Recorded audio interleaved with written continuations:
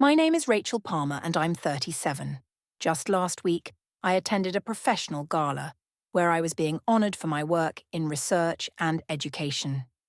It was a night I had eagerly anticipated for weeks, a celebration of everything I had worked so hard to build over the years. But fate had other plans. As I stepped into the restroom to take a moment to myself, I came face to face with someone I hadn't seen in nearly 15 years. My mother. She was at the sink, reapplying her lipstick, looking every bit the part of the wealthy socialite she had always been. For a brief moment, I wondered if she would even recognize me. But then her gaze flicked up to the mirror, and her eyes locked onto mine. Her hand froze mid-motion and I saw her jaw tighten. "Rachel," she said, her voice cool and detached, as though we were running into each other at some country club rather than a bathroom after 15 years of silence. "I didn't expect to see you here." I steadied myself, gripping the edge of my clutch. "I could say the same," I replied evenly. "What brings you here?" She turned to face me, her posture still rigid. "Your father and I were invited, of course. We've always been involved with organizations that support education. I'm being honoured tonight," I said, meeting her gaze, "for my work in research." Her expression barely shifted, but I saw a flicker of surprise before she quickly masked it. "I see," she said, turning back to the mirror. "Well, I suppose everyone finds their way, eventually." Her words took me back to the day I walked out of that house for the last time. I was 19, and the years leading up to that moment hadn't been easy. I struggled with depression throughout high school, but in my family, that wasn't something you admitted. "What could you possibly be sad about?" my mother had once asked, her voice dripping with irritation when I tried to open up to her. "You have everything, more than most kids your age. You're just making excuses." The truth was, I had been drowning. The pressure to be perfect, to live up to the Palmer name, was suffocating. I tried to keep up, but by junior year my grades were slipping, and by senior year I was barely holding on. My parents didn't see a struggling teenager. They saw a failure, an embarrassment. When I was only accepted into a community college, my father's fury was unmatched. "This family has standards," he had said that night, pacing the living room while I stood there clutching my acceptance letter. "And you've done nothing but drag us down. You want to waste your life? Fine, but you'll do it on your own." That night, I was kicked out. I remember the weight of that duffel bag as I left the house. It wasn't just filled with clothes. It held the painful reality of being completely alone. My parents didn't even come to the door to say goodbye. My mother stayed seated on the couch, scrolling through her phone as if I didn't exist, and my father disappeared into his study after delivering his ultimatum. For the first few weeks, I stayed with a friend, sleeping on her pull-out couch while I tried to figure out my next steps. Community college wasn't glamorous, but it was something I could control. I worked part-time at a diner to cover tuition and rent, and when I finally scraped enough together to move into a tiny studio apartment, it was a constant grind balancing school, work, and the overwhelming sense of failure that clung to me.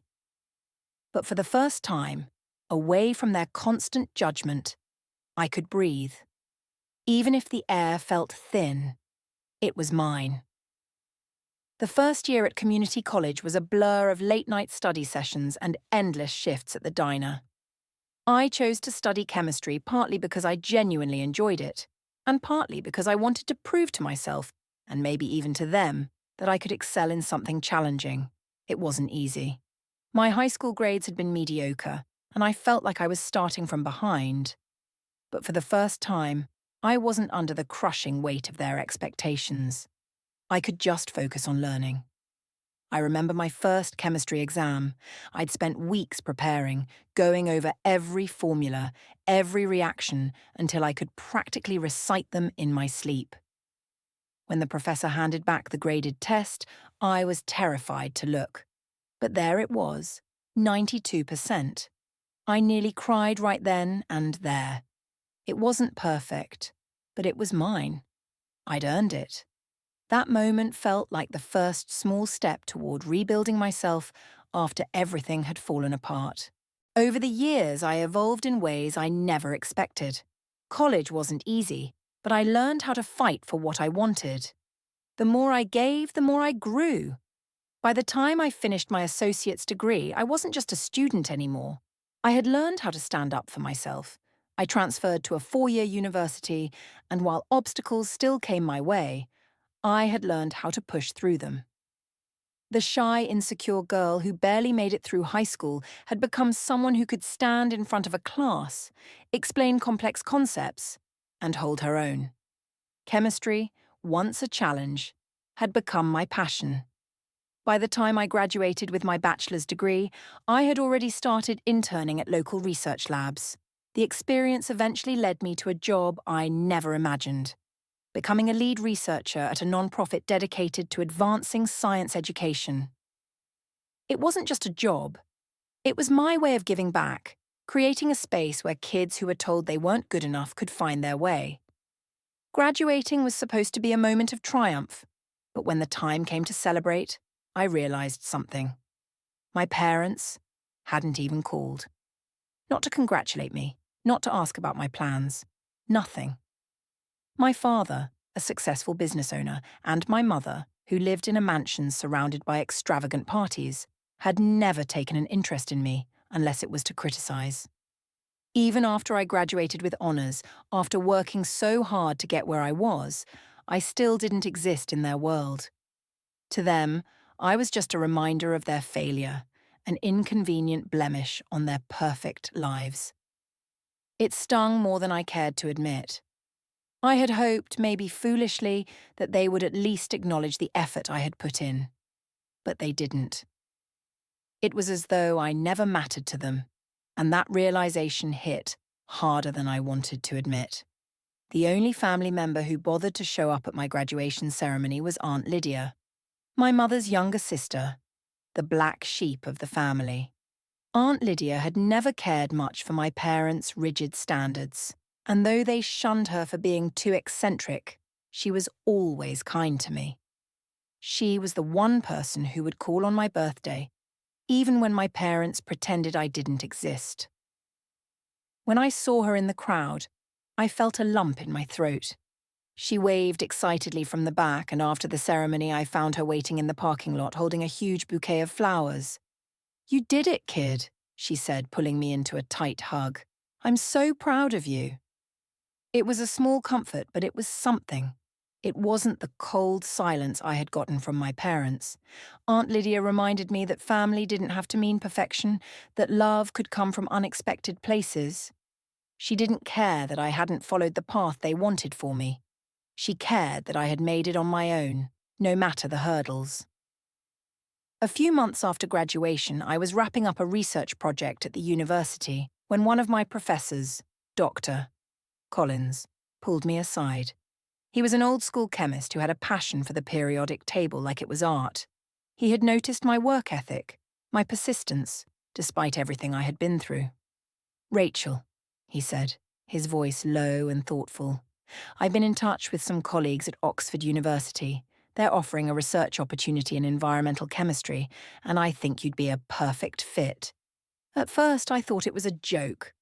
Oxford, one of the most prestigious universities in the world. Me? But Dr. Collins insisted. He said this wasn't just a job. It was a chance to make a real contribution to the field. He told me I deserved the opportunity. "Don't let fear hold you back, Rachel. You've proven yourself. Now it's time to take that next step." I applied hesitantly at first, not truly believing it could happen. The application process was rigorous, and I wasn't sure I'd make the cut. But then, weeks later, I received an email. "We are pleased to inform you that you've been awarded a research grant for your proposed work in environmental chemistry at Oxford University." I moved to England without telling anyone. Not my parents, not any of my old friends. The only person who knew was Aunt Lydia. I called her a few days before I left, and she was the one who encouraged me to go. "You've worked too hard to let anything hold you back," she said. "Do this for yourself, Rachel." She understood why I needed to disappear, to escape the shadows of my past and carve out a new future, free from everyone's expectations. I asked Lydia not to tell anyone else where I had gone. I didn't want them to find me, didn't want their judgment to pull me back. So I boarded a plane to Oxford with nothing but a backpack and the faint hope that this could be my chance to finally become the person I had always dreamed of being. At Oxford, I settled into a small flat and threw myself into my work. The first few weeks were tough. Different language, culture, and isolation. But the more I immersed myself in my research, the more I felt at home.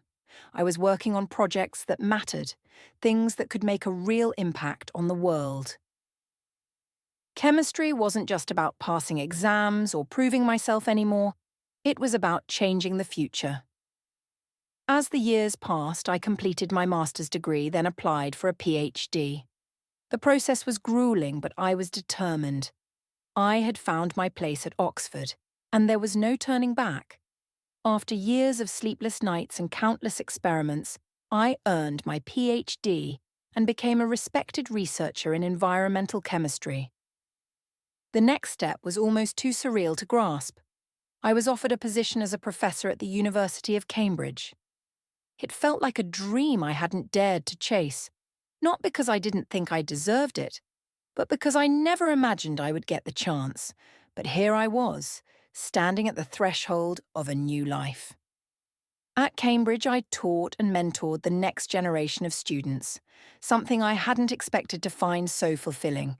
The freedom to shape minds and pass on my knowledge was beyond anything I could have imagined back when I was struggling through community college. I had gone from being the girl who didn't belong to someone who could stand at the front of a classroom and be taken seriously. There was always a part of me that looked over my shoulder, wondering if anyone back home knew where I was or cared enough to find out. I hadn't heard from my parents since I left. No calls, no letters, no attempts to reach out. I often wondered if they even thought about me. As my mother turned back to the mirror to adjust her lipstick, a familiar weight settled in my chest. Her words, "Everyone finds their way eventually," echoed in my mind, and I couldn't help but wonder if she truly believed it. I thought about all the years I spent trying to meet their expectations, the constant reminders that I wasn't good enough, the community college rejection, the years of silence, and how they acted like I didn't exist once I walked out of their house. It felt like a lifetime ago.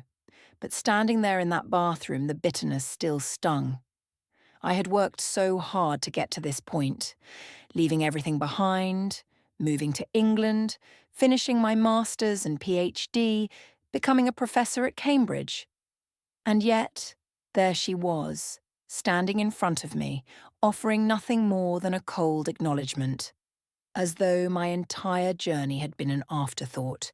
I had gone from the failure they cast aside to someone who now spoke at international conferences, led research, and mentored young minds.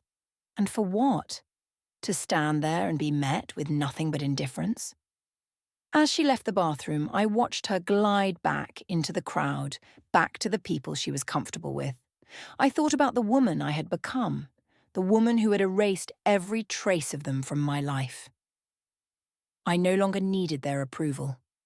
I had built my life on my own terms, and even though they would never understand it, that was enough.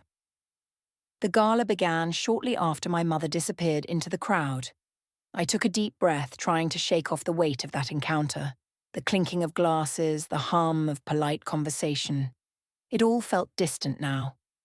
It was time to take my place, to step into the role I had fought so hard to claim. The stage was set, the lights shining down on the sea of well-dressed guests. The moment I had been anticipating for months was finally here. I made my way to the front where they called my name, the words echoing through the room.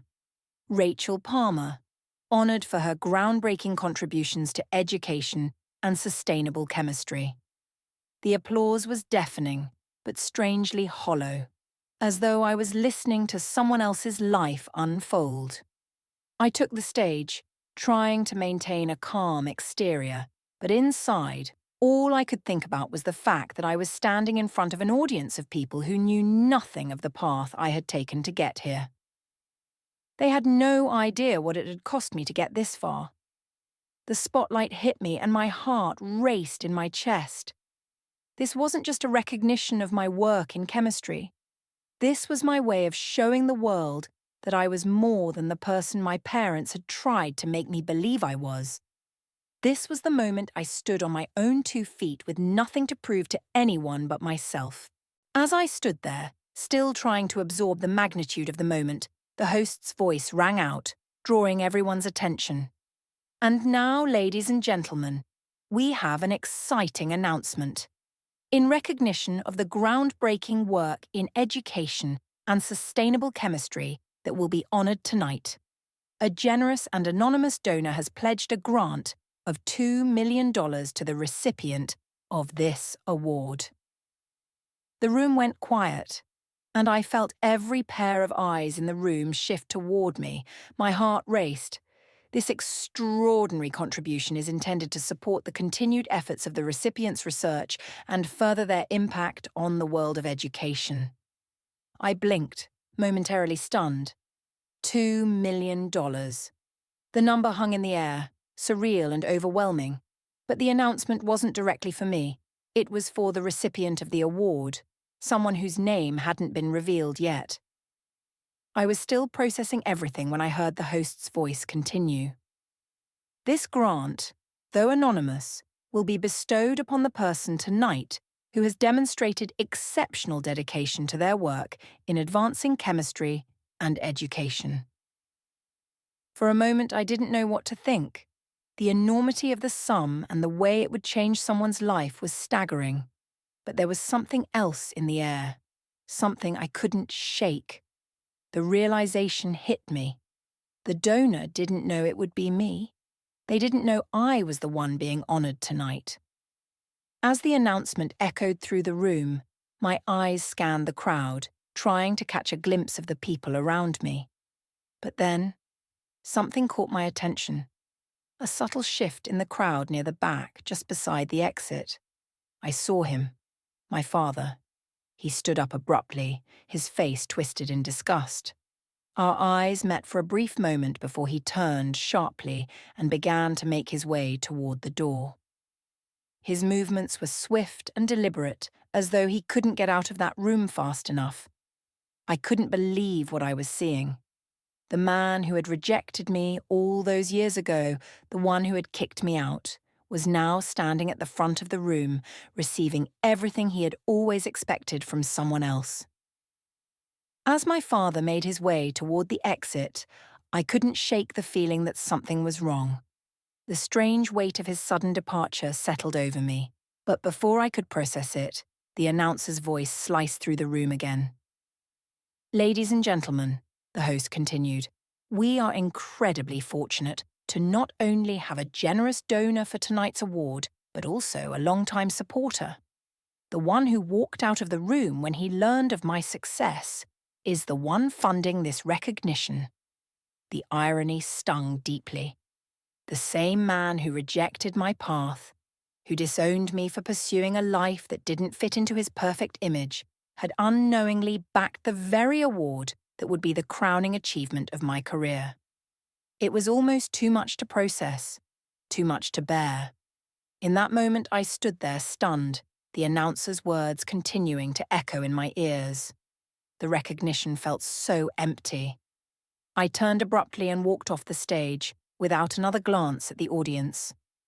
I bolted for the back door, my steps quickening as I made my way down the hallway, my heart racing, only one thought running through my mind. My father. I knew he had left the room. I saw him walk out, his face a mixture of disgust and something else I couldn't quite read. But he couldn't just leave. Not like this. Not when everything had come full circle. I couldn't let it end like this. "What is it now, Rachel?" he asked sharply, his voice colder than I had ever heard it before. "You think I'm going to congratulate you?" I stopped just a few feet away, my heart hammering in my chest. I knew what this was about. He had no idea who the recipient of the grant was until they called my name. Until that moment, he thought he was just funding some good cause, sending money to the foundation. But they had chosen me. The irony hit me like a wave, I said, my voice steady despite the rush of emotions. I never asked for your money or your approval. I earned this on my own, just like everything else. His eyes darkened, and he shook his head. It doesn't change anything. You're still the failure I kicked out of my house all those years ago. No grant or award is going to change that. A rush of anger surged through me, but I pushed it down. It wasn't worth my time. The next day, I made a decision. I had spent the night thinking about what the $2 million grant meant. At first, it had felt like a victory, a vindication. But by morning, that feeling had faded. It wasn't my victory. It was just another reminder of everything I had escaped. The money tied to his company was never going to erase the years of pain and rejection. It wasn't going to heal the part of me he had broken when he kicked me out of the house. That bitterness was now part of something greater, something that would outlast the sting of my father's judgment. I felt a quiet satisfaction as I pressed the donation button. For the first time, I realized that I didn't need his money, his approval, or his recognition. I had built my own legacy, one that would live on far beyond the walls of that gala.